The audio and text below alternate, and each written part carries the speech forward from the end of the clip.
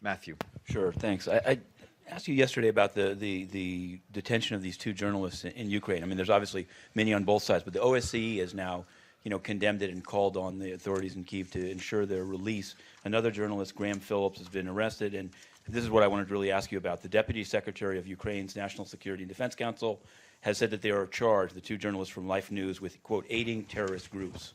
Since this is the same theme of the Egyptian charges against the Al Jazeera staff, and the same thing that was said in this room to one of our colleagues, you're not a journalist, you're an agent. I wanted to know, does the UN have any, why would it be that the OSCE would condemn this and the UN hasn't? Who in the UN is responsible for looking at this and speaking on it? If I'm not mistaken, Mr. Šimonovic in his report talked about issues related to the media, but in general, and I think our position remains the same, that the role of media, especially in conflict situations, is very important to get the news out, and the issue of freedom of the press and freedom of movement for the press is one that needs to be respected. Has anyone in the UN system reached out to the authorities on in these cases? Not aware on this particular case.